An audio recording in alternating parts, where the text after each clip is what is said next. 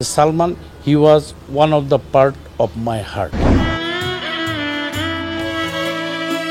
মাত্র 4 বছরের অভিনয় জীবনে ঢালিউডে এক নতুন অধ্যায়ের সূচনা করেছিলেন সালমান শাহ। ক্ষণজন্মা নায়ক হিসেবে কোটি দর্শকের হৃদয়ে জায়গা করে নিয়েছিলেন তিনি। 1996 সালের 6 সেপ্টেম্বর মাত্র 25 বছর বয়সে তার মৃত্যু ঘটে। এই মৃত্যু নিয়ে সম্প্রতি আবার তৈরি হয়েছে আলোচনা। সালমান শাহর হত্যার বিচার হোক, সুষ্ঠুভাবে হোক। 1996 সালের 6 সেপ্টেম্বর সালমান শাহর মৃত্যুর পর রমনা থানায় একটি অপমৃত্যু মামলা করা হয়। তবে গত 20 অক্টোবর ঢাকার 6ষ্ঠ অতিরিক্ত মহানগর দায়রা জজ মোহাম্মদ জান্নাতুল ফেরদৌস ইবনে হক বাদীপক্ষের করা রিভিশন মঞ্জুর করে মামলাটি হত্যা মামলা হিসেবে গ্রহণের নির্দেশ দেন। আমার হৃদয়ের একটা অর্ধেক অংশ তো সালমান। এর পরিপ্রেক্ষিতে 21 অক্টোবর রাজধানীর রমনা থানায় মামলাটি করেন সালমান শাহর মামা আলমগীর কুমকুম।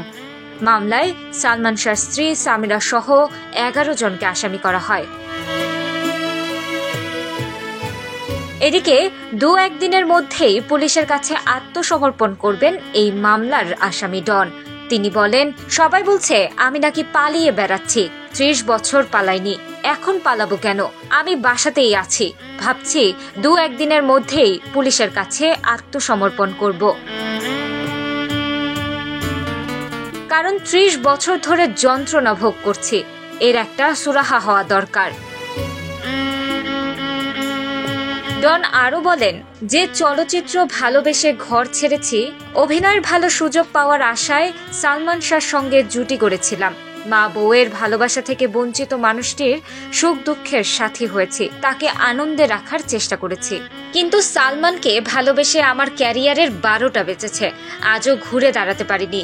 সালমানকে ভালোবেসেছি বলেই জীবনের প্রচন্ড ঝড় মেনে নিয়েছি। এই অভিনেতা আরও বলেন, সালমানকে ভালোবাসার যন্ত্রণা আর সইতে পারছি না। আমিও তো মানুষ, আমারও তো বাঁচতে ইচ্ছে করে। সালমানকে ভালোবেসে অনেকে আত্মহত্যা করেছে, আমি করিনি। এটাই কি আমার অপরাধ? আমি আত্মহত্যা করলেই কি সবাই খুশি হতো? একদিন সত্য প্রকাশ হবেই, তবে আমি সেদিন দেখে যেতে পারবো কিনা জানি না।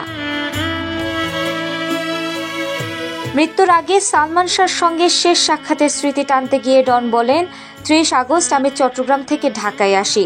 সালমান বলেছিল পরিচালক শিবলি সাদিক ভাইকে জানাতে যে সে 3 সেপ্টেম্বর ঢাকায় এসে আনন্দ অশ্রু ছবির শুটিংয়ে অংশ নেবে। আমি খবরটা পৌঁছে দেই। 2 দিনের ফাঁকে ভাবলাম বগুড়ায় ঘুরে আসি, কিন্তু বাস ধর্মঘটের কারণে ঢাকায় ফিরতে পারিনি। এরপর 6 সেপ্টেম্বর ঝড়ের মতো খবর, সালমান শাহ আর নেই। 90-এর দশকের বাংলা চলচ্চিত্রের এক ধূমকেতুর নাম সালমান শাহ। ক্ষণজন্মা এই অভিনেতা মাত্র 3.5 বছরের অভিনয় ক্যারিয়ারে বাংলা চলচ্চিত্রের দর্শকদের মন জয় করে নিমিষেই খসে পড়েন চলচ্চিত্রের আকাশ থেকে।